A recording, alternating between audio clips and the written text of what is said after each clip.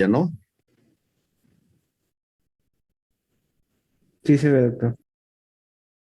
Ya bueno, el tema de hoy día pues ya lo vimos también parte en el seminario, en la práctica del día de ayer. Es un tema muy amplio, muy complejo. Hay tratados, compendios completos, hay subespecialidad en la parte traumatológica en realidad, en relación a todo lo que es tumores de músculo esqueléticos, ¿no? Entonces trataremos de resumir algunas cosas, pues, porque el tema es demasiado amplio como para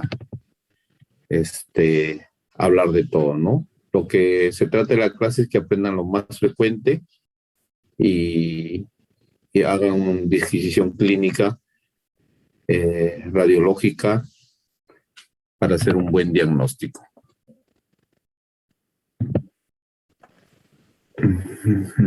Un segundito.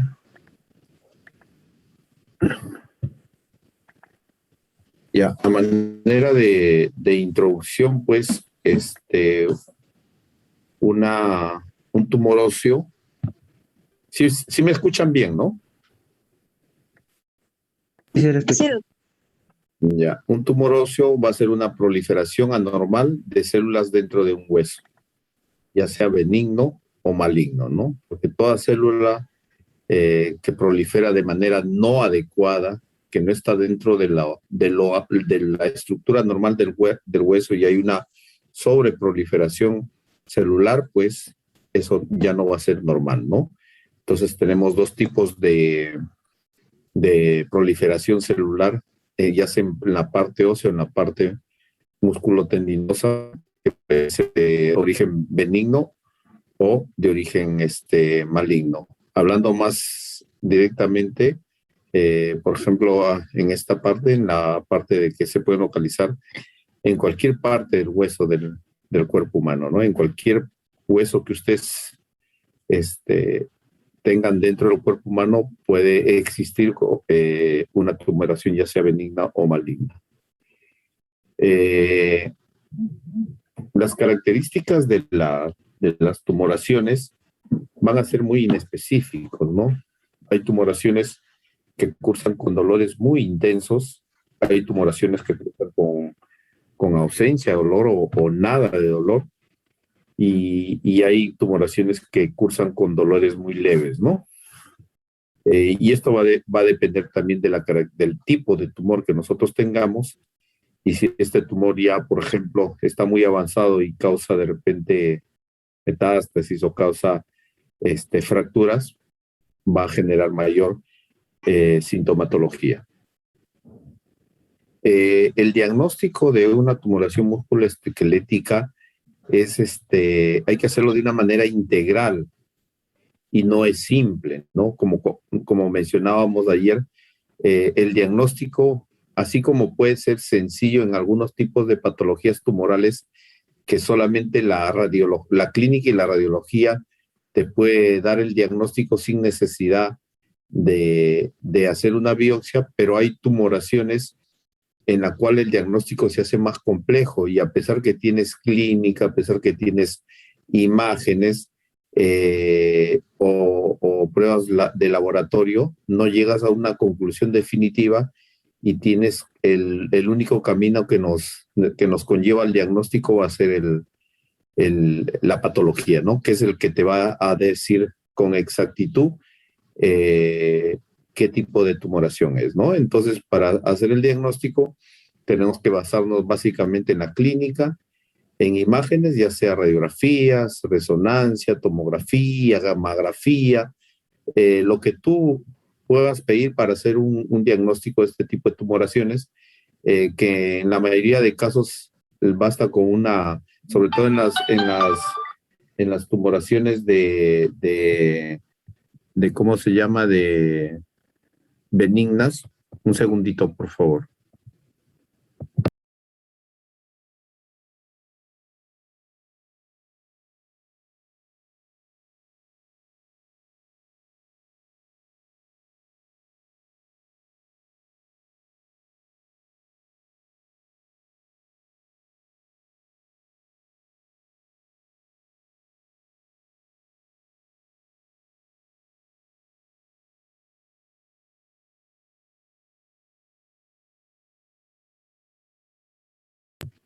Entonces, basados en la clínica, en la parte radiológica, el diagnóstico definitivo, como les dije, que le da la patología. Hay tumoraciones en la cual también te van ¿cómo se llama? A necesitar algunas pruebas de laboratorio para definir el diagnóstico que nosotros queramos tener, o también hay algún tipo de investigaciones hematológicas que tienes que hacer, ¿no? Eh, Cuando nosotros hablamos de tumores benignos, se dividen en tres grupos, ¿no? Aquellos tumores benignos que tienen características normales, o sea, que son lesiones circunscritas, aquellos tumores benignos que son encapsulados, o sea, que no invaden eh, estructuras vecinas, y aquellos tumores que son de crecimiento muy lento, ¿no? A veces tenemos tumoraciones, pues, que el paciente te dice que lo tiene año tras año y ha ido creciendo muy lentamente, ¿no? Eso nos está indicando que generalmente son tumores de tipo benigno.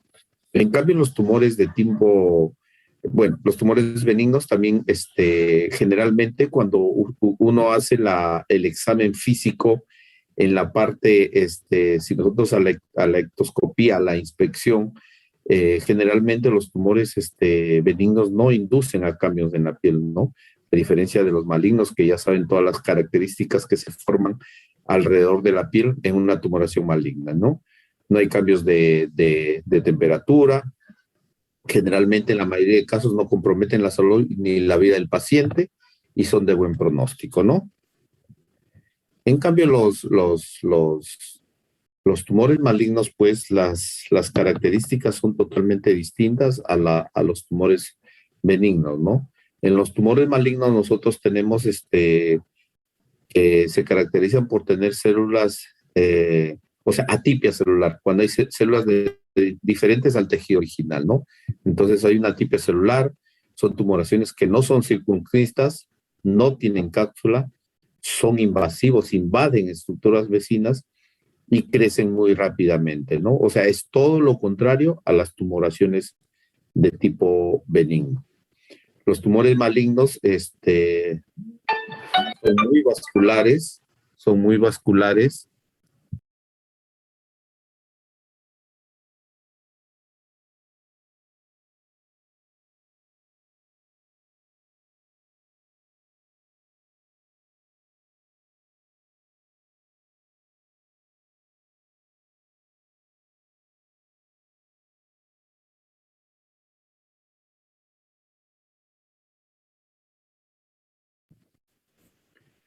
Disculpen un momentito, se fue el.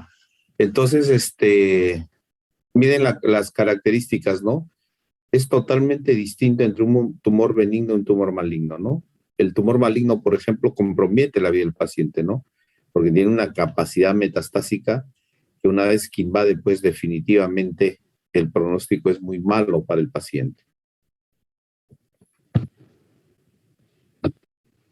Eh, Ahí, por ejemplo, tenemos imágenes, ¿no? De las características de los tumores malignos, que son invasivos, generalmente destruyen los tejidos que los rodea, rompen la cortical ósea, y al romper la cortical ósea van a invadir partes blandas y van a producir fracturas, ¿no? Las fracturas patológicas por destrucción del mismo hueso, destruyen la cortical y empiezan a invadir las estructuras vecinas, y el hueso pues termina fracturándose.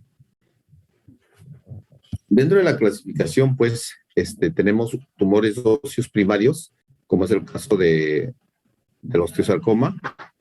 Tenemos tumores de desarrollo sobre lesiones óseas preexistentes, como es el osteosarcoma de Payet. Tenemos tumores óseos sobre hueso dañado por radiación. Es el típico caso de los sarcomas pélvicos post lesión uterina, ¿no? Que terminan con tanta radiación, terminan haciendo un problema sarcomatoso, ¿no? A nivel pélvico. Aquellos tumores que invaden partes blandas vecinas, como el rhabdomiosarcoma, Tenemos los primarios de articulaciones como el sinovioma, metastásicos de esqueleto, entre ellos pues tenemos en el hombre el SEA de próstata, en la mujer el de mama, el de cuello uterino. Tenemos las clasificaciones, por ejemplo, acá por ejemplo en este cuadro, ¿no? Entre tumores benignos, agresivos y malignos, ¿no? Los tumores formadores de hueso, dentro de los benignos tenemos el osteoma osteoide, el osteoma, los agresivos tenemos el osteoblastoma y los malignos el osteosarcoma. De acá, pues, como ya lo mencionaron ustedes ayer, pues, en la infancia, el tumor maligno más frecuente, pues, es el osteosarcoma con el sarcoma de Ewing, ¿no? Y en la edad adulta, de los tumores, pues, metastásicos, los tumores malignos, tenemos al mieloma múltiple, ¿no? Seguido del tumor primario, que es el osteosarcoma. Tenemos tumores formadores de cartílago, ahí lo tienen, el osteocondroma, que es, tenemos el condroma perióstico, tenemos el condroblastoma y el condrosarcoma, que son tumoraciones malignas.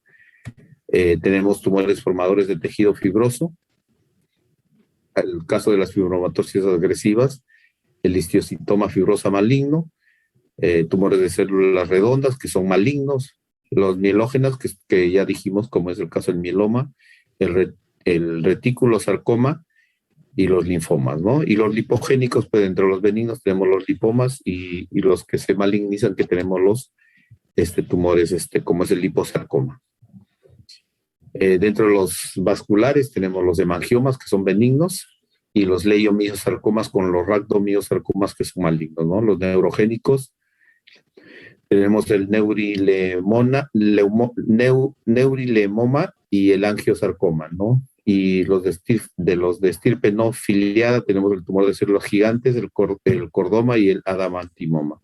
Entonces ahí de acuerdo a su origen, pues tienen toda la variedad de tumoraciones que nosotros tenemos en el aparato locomotor entre benignos y malignos. Dentro de los tumores benignos tenemos dos tipos, ¿no? Los primarios y los secundarios. Y dentro de los malignos tenemos los metastásicos, dentro de sus características que tienen, ¿no? En cuanto a su localización, estas son las localizaciones generalmente más frecuentes de las tumoraciones. Tenemos localizaciones intramedulares, medulares, intraarticulares, subcondrales, periarticular, yustacortical, intracortical, superióstico. Entonces, esas son generalmente las localizaciones frecuentes en el hueso de una tumoración. Su característica, de acuerdo al borde de la lesión, nosotros, miren acá las características de acuerdo al borde entre un tumor benigno y maligno, ¿no? El tumor benigno es de crecimiento lento, delimitado nítidamente los bordes, ¿no? Con bordes escleróticos, no hay zonas de estrecha transición entre hueso y hueso. Esos generalmente nos están indicando que son tumoraciones de tipo benigno, ¿no? Y cuando nosotros hablamos de tumoraciones de tipo maligno, ya son lesiones más agresivas, ¿no? Que son de bordes poco definidos, tienen amplias zonas de transición y tienen un proceso agresivo, ¿no? Tipo destructivo, lesiones líticas, no lesiones de bordes escleróticos, como es el caso del benigno, ¿no? Puede ser lítica, puede ser un patrón algodonoso, puede ser un patrón mixto, va a depender del tipo de tumoración, ¿no? Entonces, hablamos de acuerdo al borde de la lesión. En cuanto a la matriz tumoral, tenemos los condroblásticos y los osteoblásticos, ¿no? Los condroblásticos, en su matriz vamos a ver que vamos a encontrar calcificaciones de tipo anular con aspecto de palomitas de maíz y en forma de coma, dependiendo del tipo de tumor. Y los osteoblásticos, que son densidades de la lesión de aspecto al lanudo, ¿no? Algodonoso o de nubes. Esas son las características de acuerdo a la matriz que se presenta, ¿no? Ya hablando por ejemplo, los condrosarcomas no son tumoraciones muy frecuentes, pero mira las características de las lesiones que tienes, que son muy destructivas, ¿no? Cuando nosotros hablamos de lesiones ya de las más frecuentes que nosotros tenemos en general de las tumoraciones malignas en el, en el hueso, tenemos pues los dos extremos, ¿no? Predominantemente en gente joven, los osteosarcomas, que generalmente ataca, y como ven el recuadro, la rodilla, ¿no? O sea, la parte distal del fémur con la parte proximal de la tibia, que es la localización más frecuente de este tipo de tumoraciones, que son los osteosarcomas. Y ahí ven pues un patrón radiográfico algodonoso que nos está indicando que es una lesión maligna de tipo osteosarcoma. Acá miren una imagen de un osteosarcoma en tibia proximal, en fémur distal. Este es el número proximal. Miren las características de la lesión. Hablábamos, ¿no?, de que las tumoraciones benignas no te producían ningún cambio en la piel, ¿no? Y miren esa tumoración maligna ya, esos cambios que tiene, ¿no? Son tumoraciones muy, muy grandes, con circulación colateral, con cambios tróficos, cambios de temperatura y otras características que presentan, ¿no? Ahí miren, por ejemplo, tenemos dos imágenes en las imágenes de la flecha, de las flechas rosadas. Miren ese patrón que tiene esa tumoración ósea, ¿no? Y ahí tú no puedes definir qué tipo de patología, darle un nombre y apellido, ¿no? Pero miren una imagen donde vamos a ver unas imágenes líticas, puntiformes y con gran destrucción de cortical que están a punto en la otra imagen ya ven la destrucción cortical, se ve el triángulo de Codman, que es un signo de malignidad que generalmente está presente en los osteosarcomas, ¿no? Esta es una imagen también de un osteosarcoma a nivel de mandíbula. Miren los cambios que hay en la piel, ¿no? A diferencia de las tumoraciones benignas. Ahí está, miren las características de tumoraciones malignas.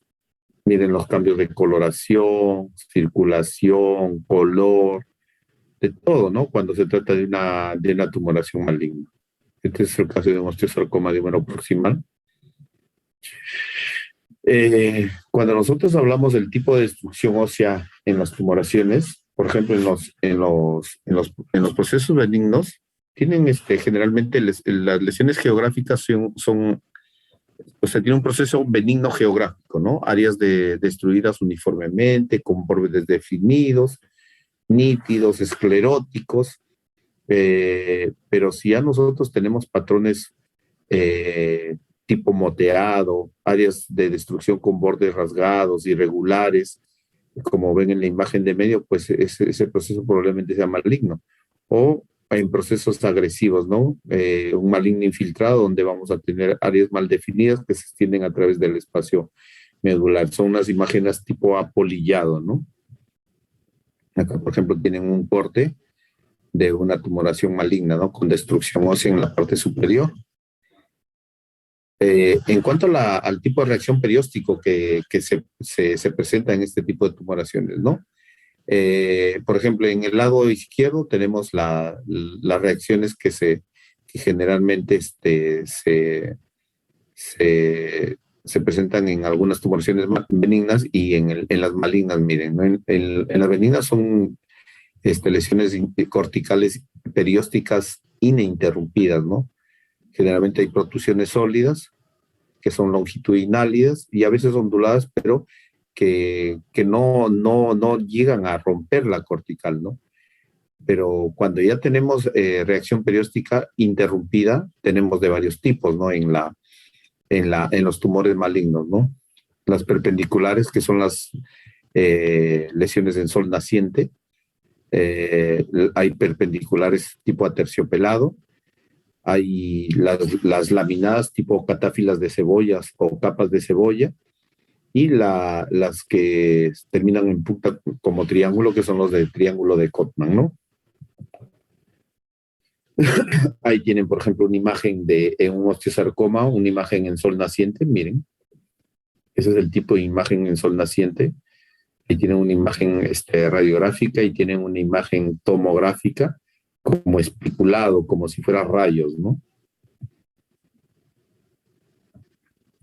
Acá, por ejemplo, tenemos las características de una lesión benigna frente a una maligna, ¿no? La lesión benigna, grábese esta diapositiva, ¿no? La lesión benigna, los bordes de destrucción son escleróticos, son bien definidos los bordes.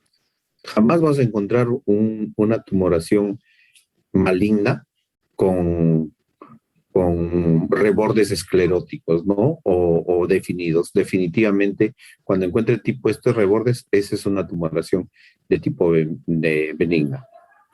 Hay ausencia de tumoración en las partes blandas, hay una reacción perióstica, pero es sólida, ¿no? Y una destrucción ósea geográfica. Esa es la característica de las lesiones benignas. En cambio, las lesiones malignas tienen una reacción perióstica interrumpida, ¿no? Ahí fíjense el triángulo de Codman, que ya el periósteo ya no es una sola lámina, sino ya está interrumpida, debido a que hay destrucción ya de la cortical, hay destrucción ósea, que va a depender del tipo de tumoración, que puede ser un moteado o infiltrante, va a haber invasión a partes blandas y va a haber amplias zonas de transición, ¿no? Esas son más o menos las características de las tumorrelaciones entre lesión benigna y maligna. Para hacer un diagnóstico de una lesión ósea, se me presenta un tumor, ¿no? Entonces, yo tengo ya el diagnóstico de que tengo una tumoración. Entonces, tengo que hacerme varias preguntas, ¿no? Digo, la edad del paciente, ¿no? Es importantísimo la edad en el diagnóstico de tumoraciones musculoesqueléticas, porque ustedes ya saben que hay ciertas tumoraciones que se presentan con mayor frecuencia a determinadas edades, ¿no? Entonces tengo que saber bien la edad. Hay tumoraciones que se presentan más en los hombres que en las mujeres, tengo que saber el sexo, tengo que saber las características del tumor, ¿no? Su morfología, ver la forma, si hay destrucción ósea, si hay reacción perióstica, si hay tumoración de invasión de partes blandas, las características de la matriz, si es un tumor solitario o múltiple, la localización en el esqueleto también, que es importantísimo, ¿no? En qué hueso, en qué parte del hueso. Hay tumoraciones que son netamente metafisiarias, hay tumoraciones que son netamente diafisiarias, entonces, y hay tumoraciones de localización más frecuente en determinados huesos. Entonces, todo esto tenemos que tener en cuenta y en la mente saber cuáles tumoraciones son frecuentes a tal edad, las características de la lesión, qué localización tiene, y todo eso, ¿no? Si tiene una localización en la epífisis, la metáfisis, la diáfisis, si es céntrico, si es excéntrico, aunque no lo crean, todo eso lo que les estoy mencionando es importantísimo para hacer un diagnóstico definitivo de una lesión, o sea, para hacer un diagnóstico entre benignidad y malignidad y también darle un nombre y apellido. La localización, ¿no? Por ejemplo, generalmente acá tienen, por ejemplo, un cuadrito, si está localizado, por ejemplo, en la epífisis, en la diáfisis, en la metáfisis. Si es en la epífisis, hay que ver la edad. En el infante, generalmente lo más frecuente, los condroblastomas. En el adulto, los tumores de células gigantes. Si tenemos en la diáfisis, si es de 20 a menos, el sarcoma de Ewing. Si es de 20 a 40, el granuloma eosinófilo. Si es mayor de 50, metástasis o mieloma, que ya lo mencionamos. Si es una lesión a nivel de ¿cómo se llama? De metáfisis, si tengo alta sospecha que si es maligna, si de acuerdo a las características, hay que ver si yo pienso que es maligna, si no es maligna, un osteocondroma. Si es maligna, hay que ver si es una tumoración formadora de hueso, que puede ser un condrosarcoma, o si es una imagen sol naciente característica de los osteosarcomas, ¿no? Entonces, este cuadrito más o menos es un resumen de las tumoraciones más frecuentes de acuerdo a la edad y la localización de la tumoración. Bueno, ¿cómo lo abordamos nosotros traumatológicamente los tumores óseos? Entonces, acá tenemos, por ejemplo, de acuerdo a la edad y a la localización, cuáles son los tumores más frecuentes, ¿no? Esto también tienen que tenerlo muy en cuenta.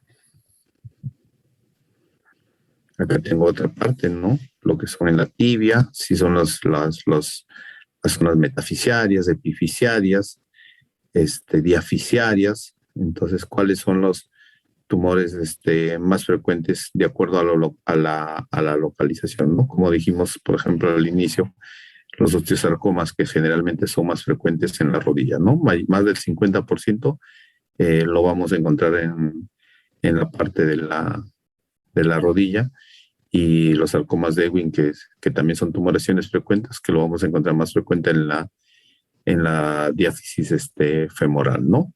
Hay tumoraciones que son frecuentes también ¿cómo se llama? En adultos, que van a ser muy frecuentes, el tumor de células gigantes, los quistes óseos aneurismáticos, que son de localización metafisiaria, también ya sea más frecuente en fémur distal o en tibia proximal, ¿no?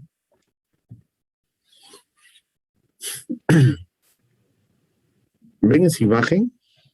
No se olviden de esa imagen, de ahí les voy a explicar, ¿ya? Esa imagen, eso donde ven todo un aparataje de una prótesis casi completa de todo la parte del miembro inferior. Eso se llama endoprótesis tumorales, que está en boga actualmente. Ahora, el diagnóstico. El diagnóstico hay que identificar si se trata de una lesión pseudotumoral, si es un tumor óseo maligno, si es un tumor óseo benigno. Pues de acuerdo a eso, voy a identificar, de acuerdo lógicamente que a la historia clínica, al examen físico, al diagnóstico por imágenes, y de acuerdo a eso yo voy a hacer un diagnóstico definitivo de qué tipo de tumoración se trata, ¿no? Y como les dije, a las finales, cuando ya hay dudas y no tengo una disquisición final en cuanto al diagnóstico, quien me va a dar el diagnóstico definitivo, pues va a ser la biopsia, ¿no? Acá tienen, miren, las localizaciones más frecuentes de todos los tumores de acuerdo a la edad, ¿no? ¿Cuáles son más frecuentes? Sí, imagínense ponernos a hablar de cada uno de ellos en 2 días y no terminamos de hablar, ¿no? Y esto es lo más frecuente, porque hay otros tipos de tumores que también pueden ser encontrados a determinadas edades, ¿no? Acá, por ejemplo, tenemos un cuadrito donde identificamos, de acuerdo a la edad, qué tumoraciones más frecuentes, ¿no? En la infancia tenemos el osteosarcoma y el sarcoma de Ewing, incluido la infancia y adolescencia, ¿no? Después tenemos el tumor de células gigantes o osteoclastoma, también presentes en adolescentes y adultos jóvenes, los condrosarcomas, los fibrosarcomas, que generalmente son adultos de mediana edad, el mieloma múltiple con las neoplasias metastásicas, que son más frecuentes en adultos mayores y ancianos, ¿no?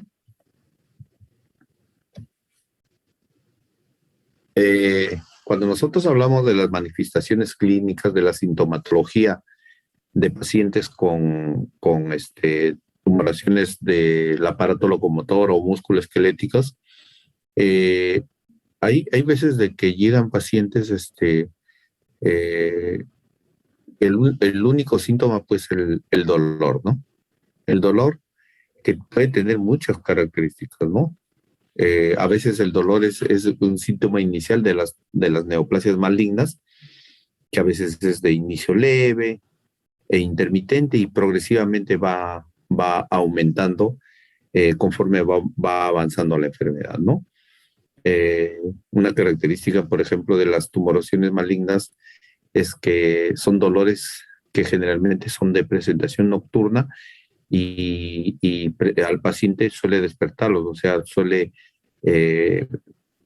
su sueño suele interrumpirlo, ¿no? Y esto debido, pues, el dolor, sobre todo porque el mismo crecimiento de la tumoración va a producir una tensión o una distensión distensión a nivel del endostio o del periostio, que son muy sensibles porque son la zona vascularizada y la zona donde también transcurre la parte sensitiva de toda esta zona, que te va a generar mucho dolor, ¿no? A veces pues llegan pacientes que jugando o alguien los pateó por un antecedente de algún traumatismo local, incidentalmente tú les tomas una radiografía y pues y les encuentras o a veces se torcen el tobillo o un partido de fútbol los patean, llegan, piensan que es del fulbito y no les calma el dolor y terminan haciéndose una radiografía y haces el hallazgo de las tumoraciones, ya sea benigno o maligno, ¿no? Que ya le está generando molestia. Las neoplasias y lesiones pseudotumorales, aquellas que son de crecimiento lento, generalmente causan muy poca sintomatología. El primer síntoma que ya hemos mencionado es el dolor, ¿no? De ahí tenemos la tumefacción, ¿no? La hinchazón, el crecimiento, la tumefacción, que a veces es muy localizada, a veces es difusa y dolorosa a la palpación. A la inspección vas a encontrar pues un bulto que dependiendo de qué tipo de lesión tú estés sospechando, generalmente las tumoraciones benignas pues tienen características que son móviles, no son adheridas a planos profundos, son ¿cómo se llama? Tumoraciones que no tienen ningún tipo de cambios tróficos o de coloración o de heridas a la inspección en la piel, ¿no? Si el paciente pues te dice que la tumoración ha sido de crecimiento rápido, pues definitivamente hay que pensar que probablemente se trate de una neoplasia de tipo maligno, ¿no? Hay tumoraciones, tumefacciones de tipo, por ejemplo, cuando tenemos lesiones de tipo, tumoraciones de tipo vascular, vamos a tener una piel caliente, con su circulación colateral, venas superficiales muy dilatadas y aquellas, inclusive vas a encontrar contril, ¿no? Se palpa el tril o a veces hasta el sonido, el soplo de la tumoración, como es el caso de los pseudoneurismas, ¿no? Cuando las lesiones están cerca de una articulación, generalmente pues te van a comprometer la función de la movilidad de esa articulación, ¿no? Ahí tenemos, por ejemplo, la diferencia, por ejemplo, en una tumoración en la zona poplitea de la zona posterior de la rodilla, el famoso quiste de Becker, que es una tumoración sinovial de tipo benigno, que conforme va creciendo te va a ir causando mucho dolor, ¿no? Esta es la típica lesión de un osteosarcoma, ¿no? Miren, el gran edema, la gran circulación colateral, empieza a cambiar de color, empieza a alterar la movilidad de la articulación. Entonces, la distensión de la piel es la típica imagen de un osteosarcoma ya un poquito avanzado en niño, ¿no? Cuando hablamos de diagnóstico por imágenes, de cabeza, pues ya ustedes saben que ante la sospecha de cualquier dolor intenso, con algún tipo de aumento de volumen en alguna parte del aparato locomotor, pues lo primero que ustedes van a pedir, pues definitivamente es una radiografía simple, que lo piden en 2 proyecciones, que son las más comunes, ¿no? Y las características, pues ya ustedes ya los hemos mencionado. Cuando nosotros sospechamos de una radiografía simple que se tratan de células neoplásicas, generalmente al inicio pues no te van a producir por sí mismo una destrucción del hueso, ¿no? Eso se va a dar con el transcurso de los días o los meses, dependiendo de la agresividad del mismo tumor, Va a depender de la presencia de alguna reacción osteoclástica o una reacción osteoblástica, va a haber un hueso reactivo y condicionado a un hueso neoplásico, ¿no? Acá miren una característica eh, que se ve siempre de sospecha de malignidad, pues es el famoso triángulo de Cotman, ¿no? Ahí tienen dos muestras, en la flecha roja y en la flecha celeste, la interrupción del periósteo, ¿no? Con gran destrucción cortical del mismo lado, que ya me está indicando y tengo yo la sospecha de que de eso va a ser un diagnóstico de malignidad. Acá tengo, por ejemplo, en el caso del sarcoma de Ewing, miren el aspecto radiológico en capas de cebolla, ¿no? Ahí se ve claramente que a veces estas en capas de cebolla también lo puedes ver en pacientes con osteomielitis, pero ahí entra a tallar pues mucho la clínica, la evaluación semiológica que tú lo hagas al paciente, y de acuerdo a eso tú vas a saber pues si esa imagen se trata pues si se trata por un cuadro infeccioso o se trata de un problema de malignidad, ¿no? Ahí tienen el otro aspecto radiológico en rayos de sol, que ya los vimos anteriormente, toda esa reacción perióstica. Estas ya son lesiones metastásicas, ¿no? Fracturas patológicas, que tienen sus características. Si ustedes si se dan cuenta, pues ahí no, cuando son metastásicas, ahí no van a encontrar pues patrones moteados o patrones en sol naciente o triángulo de Cotman. Ahí generalmente van a encontrar en una determinada zona gran destrucción cortical que debilita el hueso y te condiciona fracturas patológicas. La radiografía simple, ya, cuando nosotros tenemos una radiografía simple, sabemos que las neoplasias malignas son de crecimiento rápido, ¿no? Entonces vamos a ver que hay poco hueso reactivo, y el aspecto radiológico, como ya le he dicho como 50 veces durante el dictado de hoy día de la clase, es definitivamente un defecto osteolítico. Miren a su lado derecho esa imagen de gran destrucción como ensacabocado, ¿no? Eso ustedes jamás van a pensar pues que se trate de una lesión benigna, ¿no? Y esas son las características, por ejemplo, en esos aspectos radiológicos, como ya le dije, de cuando hay metástasis. Generalmente no vas a ver mucho reacción perióstica o no vas a ver las imágenes que se ven en tumores primarios, sino generalmente son de aspecto osteolítico. Cuando nosotros hablamos de metástasis óseas, las más frecuentemente reportadas en la literatura, pues tenemos en la mujer el carcinoma de mama y en el hombre el de próstata, ¿no? También tenemos, por ejemplo, por ahí nomás a la par van los carcinomas de tiroides y el renal, ¿no? Una cosa que siempre, o sea, uno aprende con el tiempo es, por ejemplo, cuando uno tiene, por ejemplo, una metástasis de origen renal, ni tocarlo, de ese tipo de metástasis en el hueso, porque sangran demasiado, el paciente termina muriéndose en sala de operaciones porque suelen ser muy vascularizados.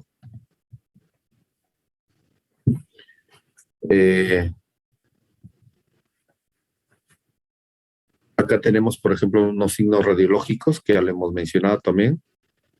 O sea, no son patognomónicos de un tipo concreto de neoplasia, pero más o menos, como les dije, el signo radiológico en aspecto de rayos de sol, generalmente nosotros lo ponemos que generalmente se presente en pacientes que presentan osteosarcoma y el aspecto en capas de cebolla en los tumores pero no necesariamente, ¿eh? Acá miren, tenemos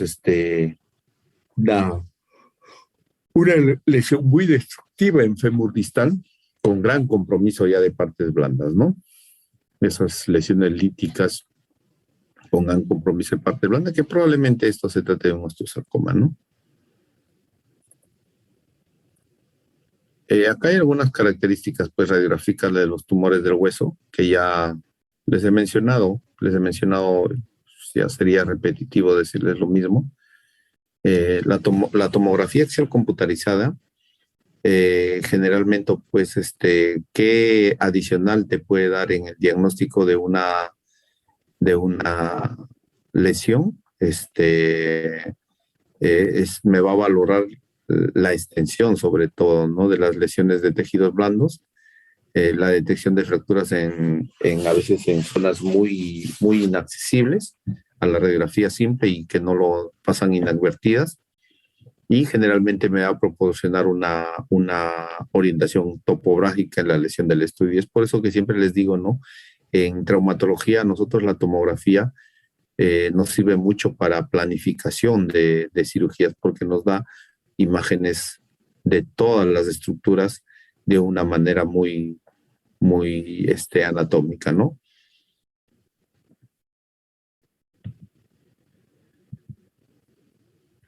La resonancia magnética, pues su principal beneficio va a ser la determinación de la extensión tumoral intramedular y tejidos blandos, ¿no? Generalmente, actualmente, pues se ha dejado de utilizar mucho la tomografía en el diagnóstico sobre todo de lesiones sarcomatosas o tumoraciones de partes blandas, la que me va a dar mayor sensibilidad, especificidad y me va a dar todo lo mencionado en la tomografía, pues va a ser la resonancia magnética, ¿no? Entonces, esta generalmente son el examen así clave para el diagnóstico y planificación de la cirugía en pacientes con tumoraciones óseas, sobre todo de partes blandas. Acá tienen imágenes, ¿no? De resonancia donde ven lesiones óseas de tipo sarcomatoso, ¿no? La gammagrafía se ha dejado de utilizar mucho porque es un examen, si bien es cierto, es altamente accesible, pero es poco específico, ¿no? Poco específico porque hay muchas patologías que te pueden dar alteraciones de este examen. Entonces, no se utiliza mucho, pero a veces sí de manera como un examen todavía es útil, por ejemplo, para el diagnóstico de lesiones metastásicas, ¿no? Que se pide la gammagrafía, pero como les digo, no es muy específico, no es muy específico para el diagnóstico de las tumoraciones, por eso no se utiliza mucho. Arteriografías, cuando nosotros ya, sobre todo para evaluar, cuando nosotros queremos hacer algún tipo de cirugía, tenemos que evaluar todo el aspecto del árbol arterial para ver qué tan comprometido está, ¿no? Está la tomografía por emisión de positrones, generalmente nos sirve para estructuras más pequeñas, sobre todo lesiones tumorales intrapélvicas, pero esto ha sido eh, suprimida o ha sido por la resonancia, que es la que te da una mejor visualización de esas estructuras, ¿no? Entre los estudios de laboratorio, pues como ya les he mencionado también, los básicos, ¿no? Ante la sospecha de tumoraciones, un hemograma, por ejemplo, el calcio sérico, BCG, que generalmente se encuentra alterado, la fosfatasa alcalina, la fosfatasa ácida. Cuando sospechamos de cáncer prostático metastásico, hay que hacer un antígeno prostático. Cuando sospechamos de un mieloma, las electroforetis, las proteínas séricas, las proteínas de Bessel-Jones en mieloma múltiple, ¿no? Actualmente, pues, casi todas las tumoraciones de cualquier tipo, el oncólogo o para que inicien un tratamiento te piden biopsia, ¿no? Eso es la fase clave para el diagnóstico, y generalmente es esencial para evitar errores en el tratamiento, ¿no? Errores en diagnóstico, ya sea subdiagnosticar o sobrediagnosticar una una lesión, ¿no? Hay dos tipos de biopsia, la abierta o cerrada, o también se puede hacer por punción, ¿no? Por punción, dependiendo, se hace con trocas gruesos o con agujas gruesas. También hay zonas donde ingresas con aguja fina. Entonces va a depender del tipo de la tumoración y la localización para ver si lo haces solamente por punción y con qué tipo de aguja lo vas a hacer, que son las menos invasivas, ¿no? Y las que a veces están indicadas eh, para determinadas tumoraciones, sobre todo las que ya son sospechas de malignidad y son muy notorias, ¿no? Cuando nosotros hablamos del tratamiento de los métodos de tratamiento de tumoraciones malignas o benignas, pues las benignas no va a haber ningún problema, como ustedes ya saben, como son generalmente lesiones encapsuladas, son lesiones circunscritas. Tú ingresas y terminas con resecar toda la tumoración y no te va a traer ninguna secuela, ¿no? El problema viene en las tumoraciones malignas, donde las resecciones quirúrgicas va a depender, ¿no? Va a depender. Generalmente cuando nosotros hacemos un diagnóstico de una tumoración maligna musculoesquelética, dependiendo si es sensible a radio o quimioterapia, antes de iniciarle un tratamiento quirúrgico, generalmente le sometemos a estos pacientes, el oncólogo, a sesiones de quimio o de radioterapia previamente, ¿no? Para disminuir el tamaño del tumor y localizarlo más para poder hacer resecciones ya más en bloque y evitar las recidivas, ¿no? Hay resecciones intracapsulares, resecciones marginales, resecciones locales amplias o también las radicales, que generalmente son el tipo de amputación, ¿no? Cuando nosotros hacemos resecciones óseas, el defecto residual generalmente se va a precisar la utilización de un injerto óseo, ¿no? Eh, Dentro de los principios de tratamiento y las intervenciones que se hace, pues, eh, hay escuelas que tienen técnicas conservadoras de extremidades y hay otras escuelas, pues, que de frente optan por cuestiones extremas. El caso de las amputaciones que son desarticulaciones, ya sea de rodilla o desarticulaciones altas, dependiendo de las características de la tumoración y si han hecho o no lesiones a distancia, ¿no? Entonces, generalmente cuando nosotros tenemos lesiones que no han hecho metástasis y que tienen una muy buena evolución después de la quimio-radio, entonces ahí entra a tallar lo que les digo, las resecciones en bloque. A veces, por ejemplo, en osteosarcomas hacen la resección de todo el fémur distal y toda la tibia proximal y te ponen esas endoprótesis tumorales para que el paciente no pierda la extremidad. Entonces, nosotros tenemos, por ejemplo, resecciones quirúrgicas radicales, como ya les mencioné, técnicas conservadoras de la extremidad, y a veces, por ejemplo, cuando haces resecciones en bloque a nivel de cadera o de pelvis, ya vas a utilizar los aloinjertos, ¿no? Puede ser aloinjertos, autoinjertos, muy poco, o las endoprótesis que ya les estaba mencionando, ¿no? Bueno, dentro de las complicaciones de los aloinjertos, ya lo mencionaba ayer su compañero también, ¿no? Infección, retraso en consolidación, fracturas patológicas tardías. La quimio ya les dije que son generalmente como ayudante que a veces en músculo esquelético generalmente lo utilizamos antes de cualquier intervención quirúrgica y después de eso y a veces cuando después que hace la intervención, a veces los bordes salen todavía comprometidos, será nuevamente una quimioterapia ayudante, ¿no? Bueno, los efectos de la quimioterapia ya lo saben ustedes. Acá más o menos qué agentes quimioterápicos son los que utilizan. Dependiendo de qué tipo de tumoración, ya usted pues, se va a optar ya sea por la quimio o la radioterapia, ¿no? ¿Alguna pregunta en relación al tema?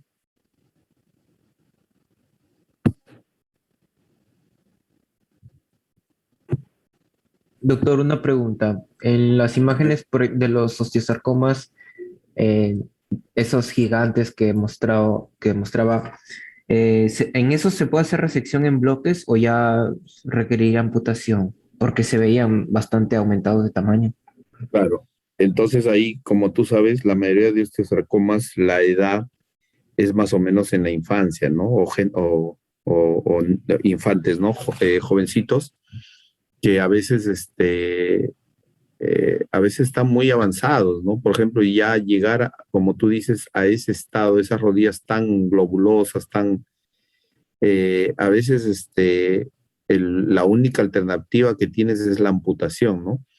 Pero hay veces que vienen menos comprometidos y entonces, a veces por darle calidad de vida a ese niño y no amputarlo, porque a veces ya le encuentras con algo de metástasis, la quimio, la radio lo mejora, pero el traumatólogo no decide amputarle la pierna si no, sabe que ese niño, por ejemplo, se va a morir a los 5 o 10 años, pero le pone una endoprótesis que lo va a dejar al niño caminando.